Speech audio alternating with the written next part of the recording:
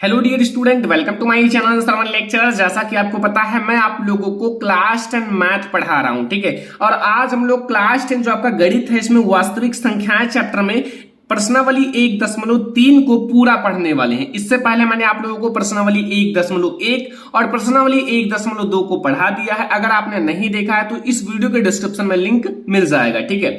तो इसमें हमारा ये सबसे ज्यादा इंपॉर्टेंट क्वेश्चन है कि सिद्ध कीजिए कि √5 एक अपरिमेय संख्या है। ये आपकी एनसीईआरटी का इस एक्सरसाइज का पहला प्रश्न है। तो आप इसे कैसे सिद्ध करोगे? बहुत ज्यादा आसान है, लेकिन बोर्ड एग्जाम के लिए सबसे ज्यादा इंपॉर्टेंट है। सबसे पहले आपको क्या करना होगा? सबसे पहले आपको मानना होगा, यहां सबसे पहले हल लिख देना।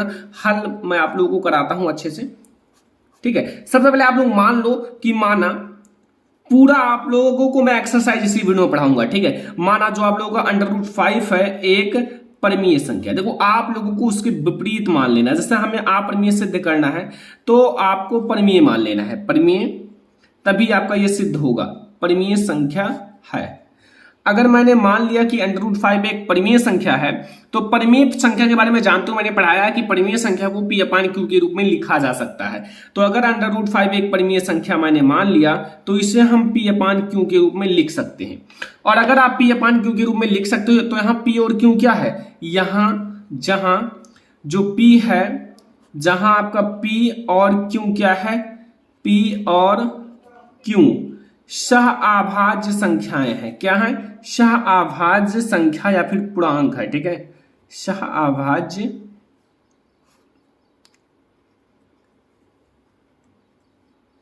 संख्याएं या फिर इन्हें आप पूर्णांक भी लिख सकते हो, ठीक है। संख्याएं हैं, बट यहां जो Q होगा वो इज नॉट इक्वल टू 0 होगा। यहां जो आपका हर है यानी कि Q है ये 0 के बराबर नहीं होना चाहिए, ठीक है। यहां आपका जो ये Q है ये 0 के बराबर नहीं होना चाहिए, ये आपको शर्त है। अब आप लोग दोनों पक्षों का वर्ग कर लो। यहां आप लोग लिख लो दोनों पक्षों का वर्ग करने पर। ध्यान से समझना पूरा क्वेश्चन, ठीक है। पूरा आप लोग प्रश्नावली 1.3 इसी वीडियो में समझ जाओगे। दोनों पक्षों का वर्ग करने पर साथ में आप लोग अपना एक हैंड रिटन नोट्स भी बनाया करो, ठीक है। जैसे मैं आपको पढ़ा रहा हूं तो इसको पहले मैं आपको पढ़ा दूं फिर इसको नोट भी कर लेना, ठीक है।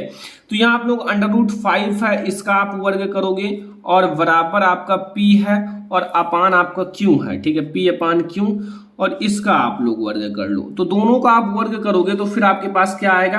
आपके पास अगर आप 5 का वर्ग करोगे तो फिर क्या आएगा? 5 आएगा। √5 है तो इसका वर्ग करोगे तो 5 ही आएगा, क्योंकि √5 जो होता है इंटू √5 इनका वर्ग जो होता है वो 5 के बराबर होता है।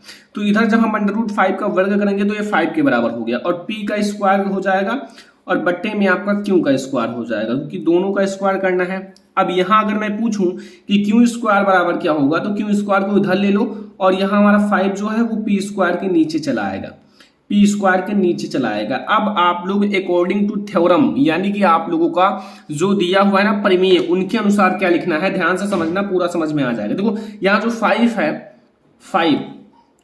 5 अगर P स्क्वायर को विभाजित करता है, 5 जो है अगर P स्क्वायर को विभाजित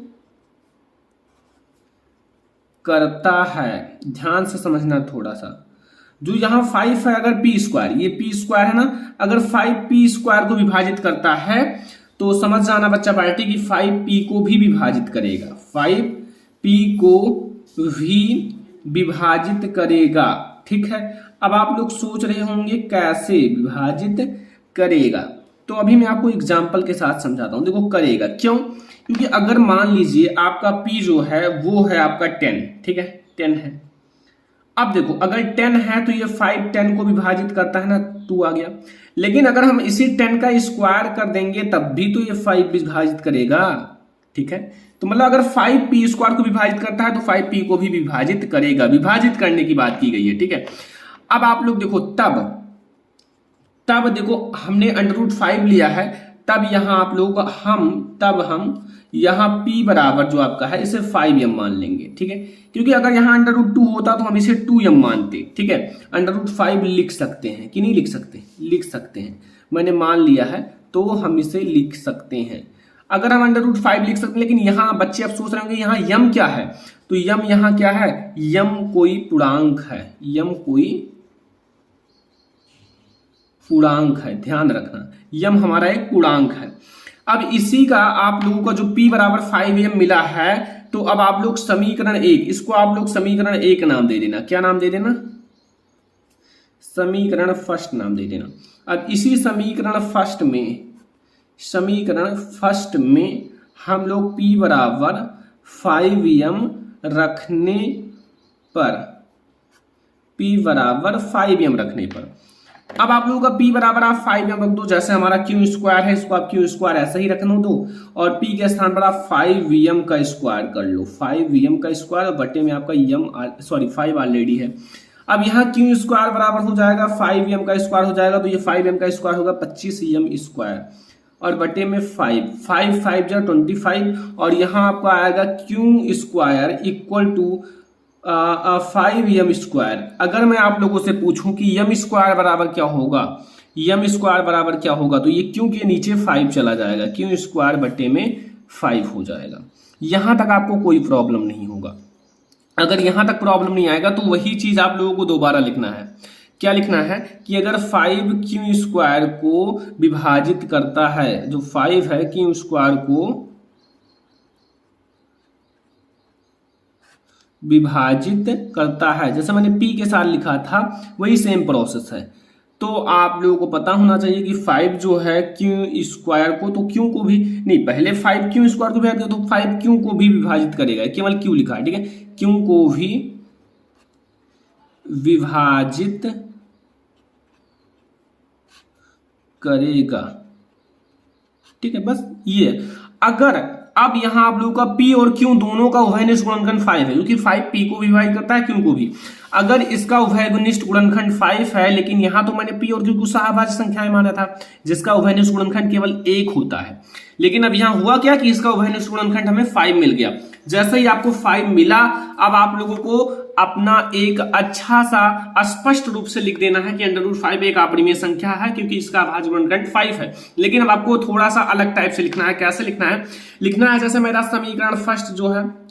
समीकरण फर्स्ट जो मैंने माना है, देख लो सारा, यहाँ मैंने समीकरण फर्स्ट इसे मान लिया है। अब समीकरण सेकंड भी आप इसको मान सकते हो, ठीक है, मैंने इसको समीकरण सेकंड नाम दे दिया। अब बच्चा बाटे, अगर समीकरण फर्स्ट और समीकरण सेकंड आपको मिल गया है, तो समीकरण जो आपका फर्स्ट है, ठीक है, तथा जो हमारा समीकरण सेकंड है, देखो समीकरण फर्स्ट और समीकरण सेकंड में हमें p और q का उभयनिष्ठ गुणनखंड कितना मिला है, हमें p और q का उभयनिष्ठ गुणनखंड 5 मिला है। तो में p और q, ठीक है, p और q का उभयनिष्ठ जो हमें उभयनिष्ठ गुणनखंड मिला है, उभयनिष्ठ गुणनखंड, ध्यान से समझना स्टूडेंट, बहुत ज्यादा इंपॉर्टेंट क्वेश्चन है, और हाँ आपका सिलेबस भी पूरा कंप्लीट करा दूंगा 2 से 3 महीने में, ठीक है। 5 है, अतः जो √5 है एक परमीय संख्या नहीं है, परमीय संख्या नहीं है। अगर ये परमीय संख्या नहीं है तो आप लोग यहां लिख देना, अतः जो हमारा √5 है एक अपरिमेय संख्या है। कौन सी संख्या है? अपरिमेय संख्या है, ठीक है। अब यहां से आप लोग बता दो कि √5 एक अपरिमेय संख्या है ना, सिद्ध कर दिया। तो ये आपका क्वेश्चन नंबर फर्स्ट है, एनसीईआरटी बुक का क्वेश्चन नंबर फर्स्ट, जो कि आप लोगों को मैंने बता दिया, एक्सरसाइज 1.3 का क्वेश्चन नंबर फर्स्ट। अब हम लोग देखेंगे क्वेश्चन नंबर सेकेंड। तो डियर स्टूडेंट, अब हम लोग देखेंगे आपका जो प्रश्नावली 1.3 का दूसरा क्वेश्चन, ठीक है। देखो यहां लिखा हुआ है, सिद्ध कीजिए कि जो आपका 3 + 2√5 एक अपरिमेय संख्या है। देखो इसमें आपको यही चीजें सिद्ध करना है कि जो आपका अपरिमेय संख्या है। अब इसको आप कैसे सिद्ध करोगे, जैसे मैंने पहले क्वेश्चन में बताया, अगर आपको सिद्ध करना है तो सबसे पहले उसको उसके विपरीत मानना होगा, मतलब उल्टा। जैसे इसमें अपरिमेय है तो आपको परिमेय मान लेना होगा, ठीक है। तो यहां आप लोग सबसे पहले हल लिख देना और पूरा कॉन्सेप्ट समझना जैसा मैं आपको बता रहा हूं, ठीक है। हल लिखने के बाद आप लोग सबसे पहले मान लेना कि माना जो हमारा 3 + 2√5 है, ठीक है, 3 + 2√5 एक परिमेय संख्या है। कौन सी संख्या है? परिमेय संख्या है। अगर ये एक परिमेय संख्या है तो फिर क्या दिक्कत है। आप लोग क्या करो, अगर ये परिमेय संख्या है तो हम लोग इसे जो आपका 3 + 2√5 को हम लोग बराबर लिख सकते हैं P/Q के। ठीक है, अगर हम इसे P/Q के रूप में लिख सकते हैं तो यहां आप लिख देना, जहां P और Q क्या है, P और Q हमारा सह अभाज्य संख्याएं हैं, सह अभाज्य पूर्णांक है या संख्याएं हैं, कुछ भी लिख सकते हो। ठीक है, जो आपको अच्छा लगे, संख्याएं हैं। एंड और आपका यहाँ Q is not equal to 0, आपका Q जो है वो 0 के बराबर नहीं होना चाहिए। अब देखो क्या करोगे, ये कॉन्सेप्ट समझना। जैसे यहां मैं 2√5 को केवल इधर रखूंगा और मैं इस 3 को इधर ट्रांसफर कर दूंगा, यानी कि P/Q के इधर प्लस में है 3, इधर प्लस में है तो इधर माइनस में 3 हो जाएगा। ठीक है, इसको आप थोड़ा सा सॉल्व कर लो। यहाँ 2√5 लिखा हुआ है इक्वल टू आपका, देखो ये क्या होगा कि यहाँ आप हर एक मान लो तो यहाँ P हो जाएगा -3Q हो जाएगा, क्रॉस मल्टीप्लाई करा लो, फिर यहाँ आपका Q हो जाएगा। ओके, अब यहाँ मैं क्या करूंगा, इधर केवल √5 ही रखूंगा और इधर हम कर देंगे मतलब P - 3Q और बटे में आपका Q है तो इधर आपका गुणे में है तो इधर आपका भाग में आ जाएगा, यानी कि 2Q हो जाएगा। अब बताओ स्टूडेंट, अभी मैंने सिद्ध किया है कि √5 क्या है, एक अपरिमेय संख्या है। अब √5 जो है इसके बराबर है, √5 जो है ये इसके बराबर है। अगर √5 एक अपरिमेय संख्या है तो इसके बराबर ये भी है, तो इसलिए ये भी अपरिमेय संख्या होगी। वैसे तो आपका ये परिमेय संख्या है, ठीक है, बट अगर ये √5 के बराबर है तो अपरिमेय संख्या हो जाएगी। ठीक है, तो इसलिए आप सबसे पहले क्या लिखना कि यहाँ आप लोगों का P और Q क्या है, पूर्णांक है। यहाँ P और Q क्या है, जो मैंने माना है वो पूर्णांक है।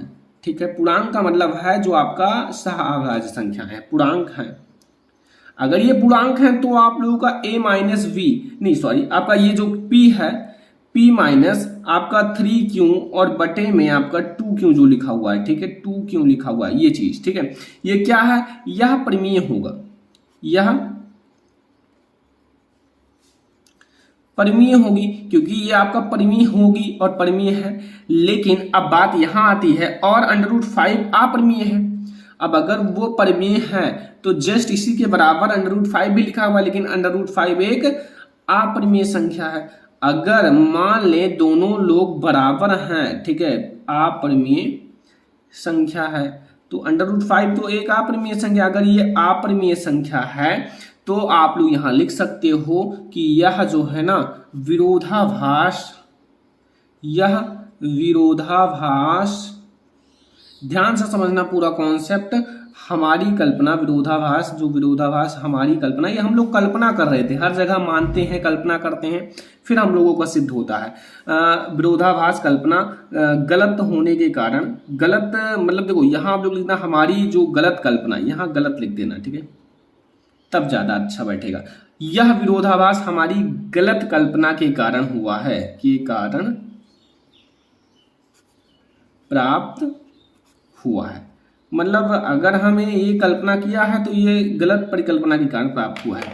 अतः हम नीचे लिख सकते हैं, अतः जो हमने माना था कि मतलब 3 + 2√5 जो है, 3 + 2√5 क्या है, एक परिमेय संख्या है, एक अपरिमेय संख्या है,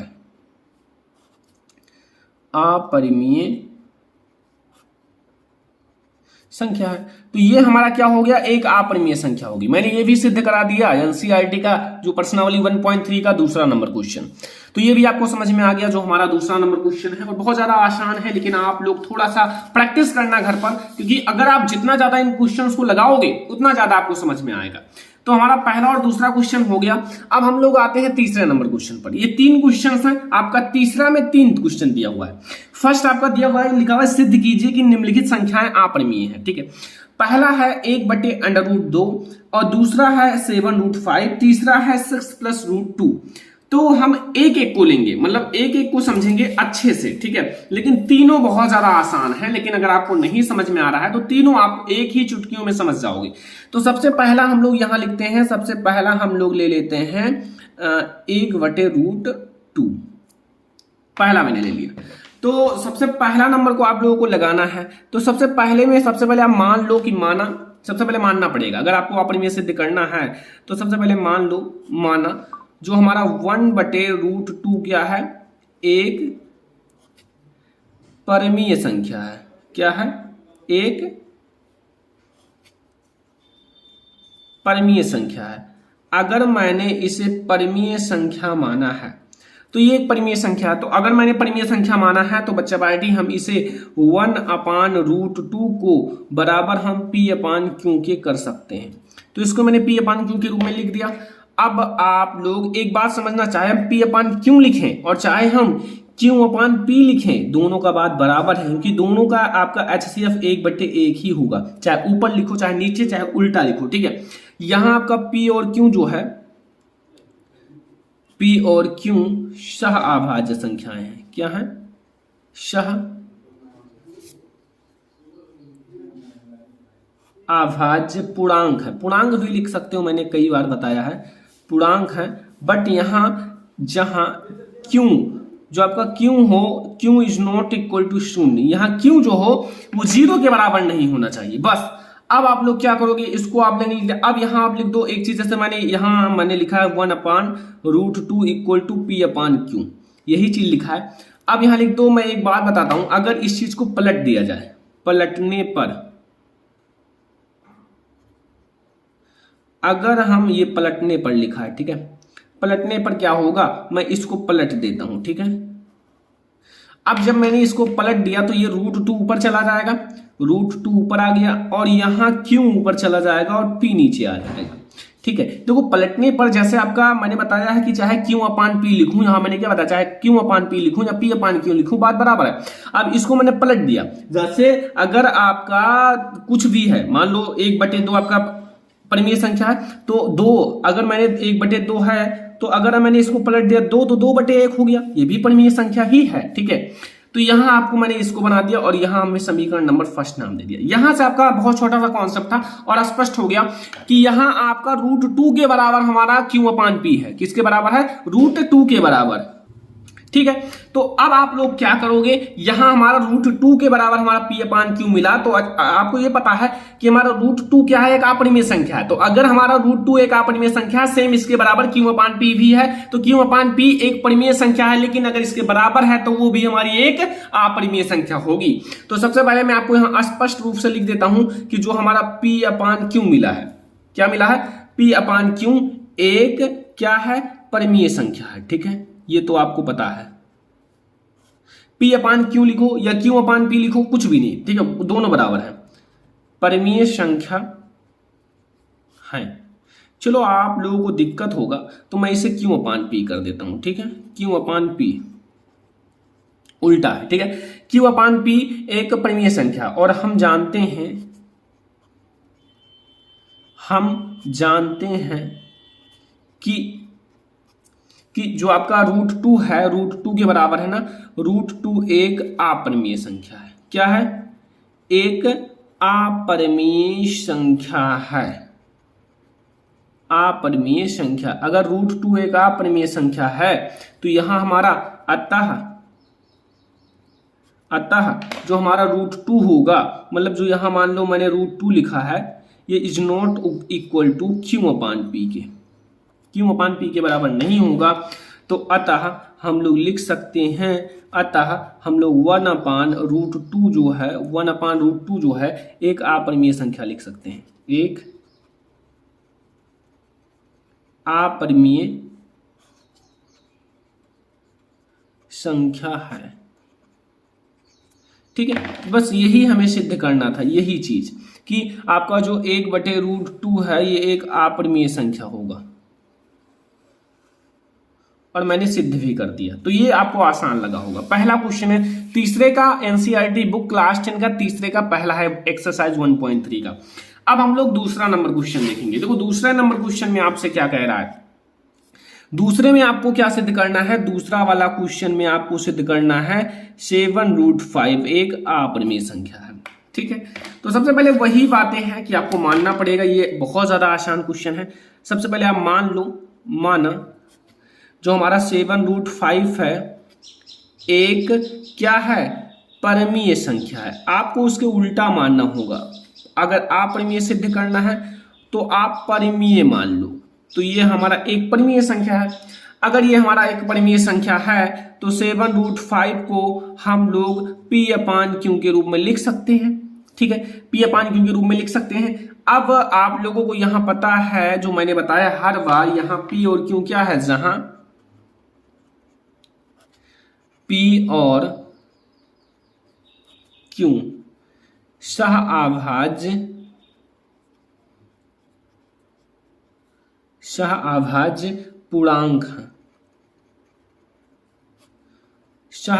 पूर्णांक है, but Q is not equal to 0। यहाँ Q जो है वो 0 के बराबर नहीं है। ठीक है, ना होना चाहिए, अगर होगा तो आपका परिमेय संख्या नहीं होगा। तो फिर यहाँ अब हम क्या करेंगे, √5 इक्वल टू इस 7 को मैं इधर ट्रांसफर कर दूंगा, तो 7 इधर गुणित में है, इधर भाग में हो जाएगा, तो 7/Q हो जाएगा। अब सीधा सा कॉन्सेप्ट निकल आया कि यहाँ अगर √5 के बराबर P/7Q है तो वैसे भी आपका ये अपरिमेय संख्या हो जाएगी। तो लास्ट में आप लिख देना कि यहां जो हमारा P और Q है, P और Q पूर्णांक है। क्या है, पूर्णांक है। अतः जो हमारा P है अपान 7Q है एक परिमेय संख्या। ये तो सभी को पता है ये एक परिमेय संख्या है, बट ये किसके बराबर है ये बता दो हमें, √5 के। ये एक परिमेय संख्या है, परंतु हम जानते हैं कि जो आपका √5 है एक अपरिमेय संख्या है। √5 एक अपरिमेय संख्या है। अगर √5 एक अपरिमेय संख्या है तो फिर आप क्या लिख सकते हो, अतः हमारी कल्पना गलत है। अतः हमारी कल्पना गलत है, क्योंकि हमने कल्पना किया था कि ये परिमेय संख्या है। तो अब लिख देना, अतः जो 7√5 है एक अपरिमेय संख्या है, एक अपरिमेय संख्या है। ठीक है, बस हो गया, ये भी question complete. NCERT class 10 exercise 1.3 का तीसरा का दूसरा क्वेश्चन भी कंप्लीट। अब हम लोग तीसरे का तीसरा क्वेश्चन देखेंगे। देखो तीसरे का जो तीसरा क्वेश्चन है इसमें क्या पूछ रहा है बच्चा पार्टी, इसमें पूछ रहा है 6 + √2 एक अपरिमेय संख्या है। तो तीसरे में हम लोग यहां लिख दो, इसी में मैं आपको बता देता हूं, तीसरा काफी छोटा है, 6 + √3 ये एक अपरिमेय संख्या है या नहीं, इसको सिद्ध करना है। तो इसको भी मैं सिद्ध करा देता हूं। सबसे पहले आपको वही चीजें मानना पड़ेगा। माना जो हमारा 6 + √2 है एक क्या है, परिमेय संख्या है। जैसा मैं लिख रहा हूं ऐसे ही बोर्ड एग्जाम में लिखना, फुल मार्क्स मिलेगा स्टूडेंट। आपको बहुत सारे लोग पढ़ाते हैं, शॉर्टकट में पढ़ा देते हैं, ज्यादा लिखते नहीं है। ठीक है, अगर मैंने लिखा जहां P और Q एक सहभाज्य संख्या या पूर्णांक है, Q is not equal to 0, वो क्या करेंगे, केवल Q is not equal 0 HCF ये बस कर देंगे, बस हो गया काम खत्म। लेकिन ये सब शॉर्टकट में मत भागो, आप लोग थोड़ा सा मेहनत करो। जैसा मैं बता रहा हूं, मैं अगर इतना लिख रहा हूं 6 + √2 इक्वल टू P/Q, क्योंकि परिमेय संख्या को हम P/Q के रूप में लिख सकते हैं। तो यहां आप लोगों को मैं बता देता हूं कि ये P/Q के बराबर है। तो ये देखो यहां जहां देखो, आप शॉर्टकट के पीछे मत भागना, यहां मैं जितना लिख रहा हूं ऐसे ही लिखना। P और Q क्या है, सहअभाज्य पूर्णांक है। सहअभाज्य संख्याएं भी लिख सकते हो या फिर पूर्णांक भी लिख सकते हो, पूर्णांक है, बट यहाँ Q is not equal to 0। इतना कोई नहीं बताएगा इतना अच्छे से। ठीक है, मैं आपको पूरा डिटेल में बता दे रहा हूँ कि पूरी चीजें आपको समझ में आए, एक भी ऐसा चीज नहीं है कि ना समझ में आए। यहाँ √2 में लिख देता हूँ और यहाँ P/Q लिख देता हूँ। यहाँ -6, देखो इधर प्लस में ही, इधर जाएगा माइनस में हो जाएगा। यहाँ मैंने √2 लिख दिया, यहाँ आप क्रॉस मल्टीप्लाई कराओगे तो यहाँ हमारा 6Q हो जाएगा, बटे में Q बचेगा। बस इतना आप लोगों को बहुत अच्छे से समझ में आ गया हो। अब आप लोगों को लास्ट में आपका डिस्कशन लिखना है। यहाँ जो P और Q क्या है,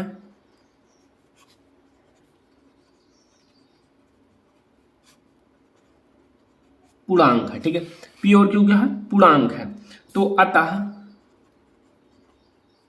जो हमारा p माइनस 6q बटे क्यू है, p माइनस 6q बटे क्यू है, ये क्या है, ये हमारा एक परिमेय संख्या है। वैसे आपको दिख रहा है एक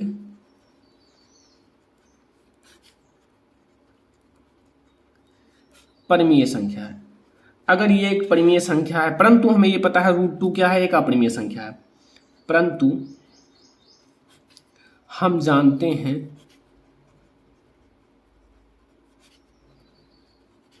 कि √2 एक अपरिमेय संख्या है, ठीक है। तो अगर √2 एक अपरिमेय संख्या तो हमारी कल्पना गलत है,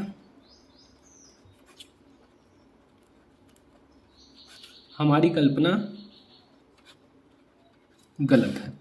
तो हमारी कल्पना गलत कहने का मतलब है हमारा जो 6 प्लस अतः जो हमारा 6 प्लस √2 है एक अपरिमेय संख्या है।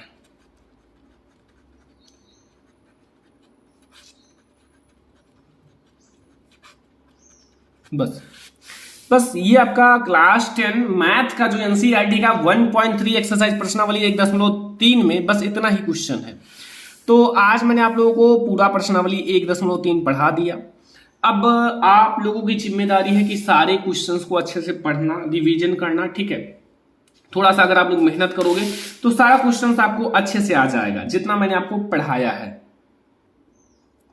तो यहां से जो आपका वास्तविक संख्याएं प्रश्नावली 1.3 आपका बिल्कुल समाप्त हो गया। अब आप लोग प्रश्नावली 1.1, प्रश्नावली 1.2 और प्रश्नावली 1.3 खत्म। अब हम लोग कल देखेंगे प्रश्नावली 1.4। ऐसे में आपका वास्तविक संख्याएं चैप्टर खत्म हो जाएगा। तो वीडियो को लाइक करना। अगले लेक्चर में हम लोग प्रश्नावली 1.4 को देखेंगे। चलो फिर मिलते हैं नेक्स्ट इंपॉर्टेंट वीडियो में, तब तक के लिए धन्यवाद।